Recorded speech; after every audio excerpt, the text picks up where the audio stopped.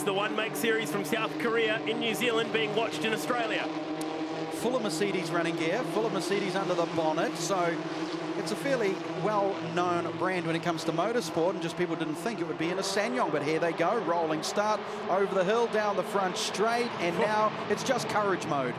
Here we go, turn one is approaching, Rollinson will have the inside. Not a great start for Whitley.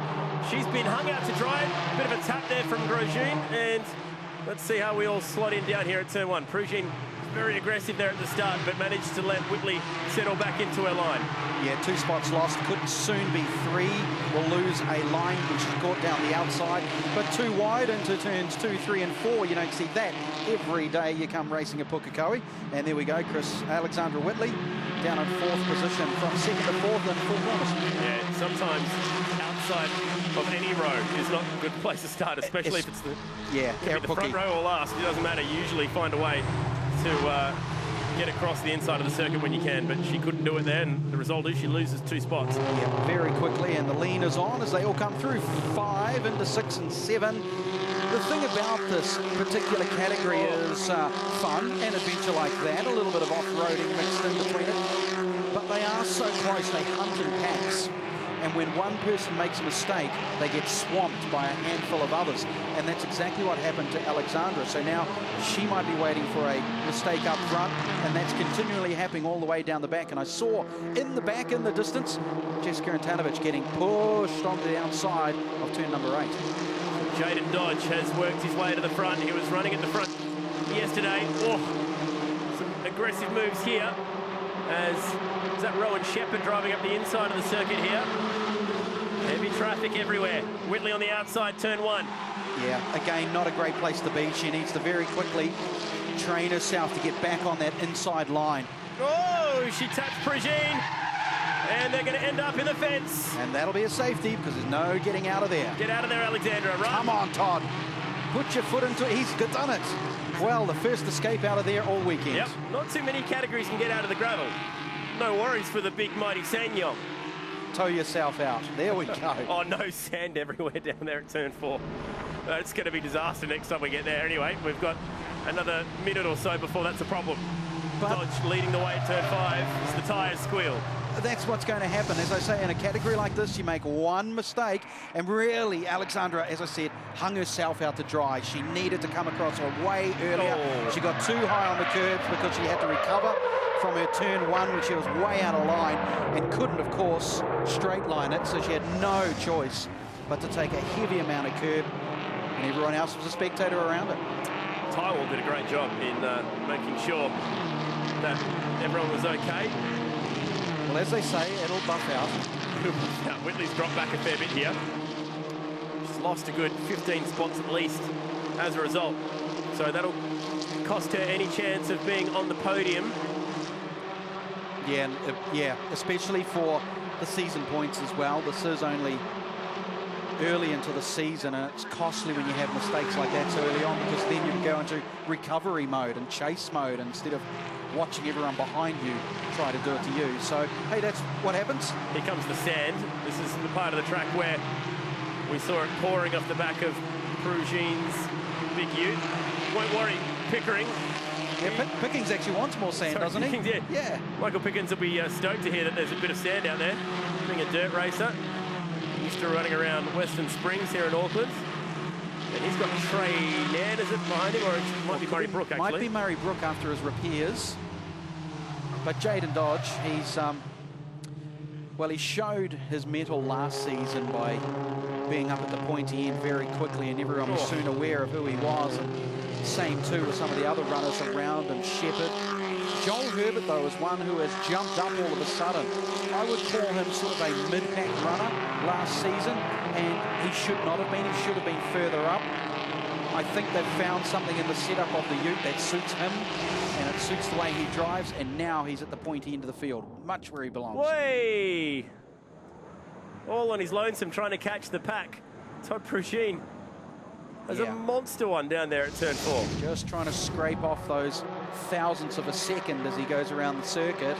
And they're all valuable, but you try to scrape off 1,000, costs you way more. Thankfully he got going, so no safety car. Halfway home, final race, still Dodge, Kieran Rollinson, Rowan Shepherd, Joel Herbert, Matt Gibson, your top 5, and Peter Bennett doing a good job up the front. He was the one who ran wide earlier. Look how much sand is down there at the moment. He was running wide on the first lap and lost a few spots, and he's got around plenty of them. Oh, it's a dirty racetrack down there at the moment. Yeah, it is. And there's absolutely nothing left on these tyres in regards to grip factor. They have got them as far leaning, these utes, as they can around the turns. They've got as much speed as they can get out of them without wiping out into the walls. It'll be very close between Dodge and Rollinson for the round win here.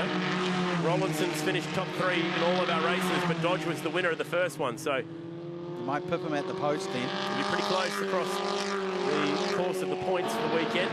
And the yellow ute is the one I was mentioning earlier of Joel Herbert, brother of Chelsea, who has had her incidents this weekend and was further down in the field. But Joel is doing a good job to be up in the top 4, and as I said earlier, where he really does belong. Meanwhile, here's one of those packs that we talk about in this series. Just a small mistake and it's all I think something as simple as missing a gear could cost you 4 or 5 spots. And these packs get angrier and angrier as the race goes on. That's what was evident in race 2. It was brewing, and eventually it spat Christina Orr out into the wall like an angry mob. Oh, defensive line down there for Rowan Shepherd. He's under attack here right now from Herbert. It's Joel Herbert. So Joel's doing the right thing as well by going left and right. It just forces that driver in front to look in his mirrors all the time and try and guess what he's going to do, and then second guess your own decisions going into the corner. We'll see if he does it coming into turn number 5. Well, Joel Herbert and the number 61. It's not as though he's close enough to really pounce, but if he decides to go left, decides to go right, and then forces Shepherd to do something as well. Just decided to stay right behind him. I think of Dodge has seen better days. Yeah, and there is nothing left in the tyres when it comes to grip factor. Or that one either. So that was Bennett having a big slide in the Ross White entry. From Toowoomba. That's close. Oh, a bit of a push in the tailgate up towards turn 8. Just making sure that Gibson, who's in his mirrors, stays in his mirrors. Well, it's obvious they have no aero factor. No. When they're doing that, it's not affecting each other at all. It just gives you a little bit of a draft, but then they don't really, to be fair, have the horsepower to pull out and sneak past, but they get a little bit of a run and then put pressure on the other driver to just outthink their braking, and then that's when they can get them. I'm not sure the engineers in Korea were thinking about aerodynamics of motor cars in terms of racing when the Ssangyong was in the development stage. No, it would have been how much can they carry and how much can they tow. And how cheap can we sell them? That's it. Not how much will we, how much speed will we get on the back straight of Pukekohe Park Raceway. Oh, big slide. That could be the pressure telling there. Actually, I'll tell you, that's probably the fastest slide I've seen through there all weekend. So there's a new move, there's a new technique. Goes all right off-road, the Ssangyong, I've noticed so far this weekend. Doesn't seem to slow it down at all. Pickens driving up the inside of the track. Still fighting away with Brooke, I should say. Very little in the way of mistakes at the moment. It's as though these drivers have learnt something in the previous 2 races. Gibson nosing that ute over. Here we go. It's not bad car control, is it really, when you can throw them sideways like that and catch it? Well, if you can do that on the outside of someone like Michael Pickens and walk away with a smile on your face, you've had a good day. Especially if you can beat him. Oh, late move up the inside coming from Brooke. And one off and running wide. This is the big slide again. Great tactical manoeuvre to get around turn 2 and 3. He meant it, didn't he? Yes, that was on purpose. He will tell you that every day of the week, and twice on a Sunday he will tell you. There's been a lot of work going on at the Speedway up in Toowoomba, so maybe he was channeling his dirt track skills there. Here's Joel Herbert now, if you look down further down, but we're just following the leaders at the moment because finally there is a little bit of serious pressure going on Dodge from Rollinson. This will be for the event win here Rollinson can get ahead of him, I believe. Well, with only 2 to go, or 1.5 to go, he really needs to try something different. He can't just slot it behind. Maybe a bit of bobbing and weaving might be the go. Is this our good friend Todd Prugine again? Yeah, hello, Todd. We know you're there. This guy is just trying so hard to catch the pack. He must be so frustrated.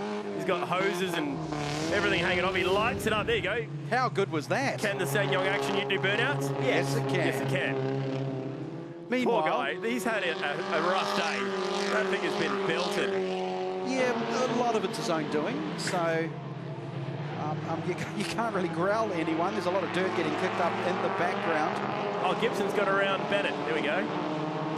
So he's made that stick. He's been working at that. It's going to be last lap this time by. Pickens still in there. The race of 7 products.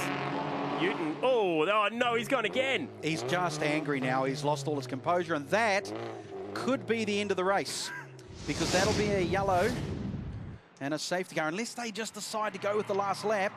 We'll watch the replay of what he did. It's just pure anger, yeah. Just pure anger, a lack of self-control, and maybe just deciding to have a lot of fun. But in the end, moderately reckless, somewhat entertaining. But if they decide to let him go, and they might just do, given it is a last lap, just local yellow it, and let these guys go at it, because we really want to see a challenge from the number 7, Kieran Rollinson, on Jaden Dodge. It's just a Ute length and difference to make it happen, I think. All right, Dodge, after winning the first race, can he make it 2 out of 3? Under brakes we go for the last time down at turn 5. Thinking of a crossover. Oh, big corner speed. Look how much weight it puts on the left front. Stadium Finance truck under pressure here. Rollinson, he was trying to carry corner speed through 6 and 7. Hasn't quite worked for him, because Jaden Dodge did his own way. There's another spin out down the back of the circuit on 6, and everyone goes around. I think that was Peter Bennett facing the wrong way down there. A couple others caught up in it, but we're still racing to the checkered flag. And the swarm continues behind these guys. Jaden Dodge, Rollinson, Rowan Shepherd, Joel Herbert, who hasn't been able to find a way behind, but he's been there the whole race. Can Dodge hang on? Rollinson with a great exit. The run to the checkered flag. It'll just go to Jaden Dodge by 1/10 of a second, 0.13 to be precise. Here comes Pickens under heavy fire still from Brooke. He's been behind him the whole race. And nothing separating those two at the stripe either. Give it to Pickens by 32 thousandths. That's tight. That's gold. They've been entertaining. Chelsea Herbert, she stayed out of trouble and drove herself through the field nicely. She finished 18th, so she passed about 10 of them. It's not bad. At the end, they look like this. Jaden Dodge will win the round with 2 race wins. He actually did a very good job of missing Christina Orr in the crash in race 2 as well, so he deserves it. Kieran Rollinson, bit of a question mark over the contact that was made in race 2 there.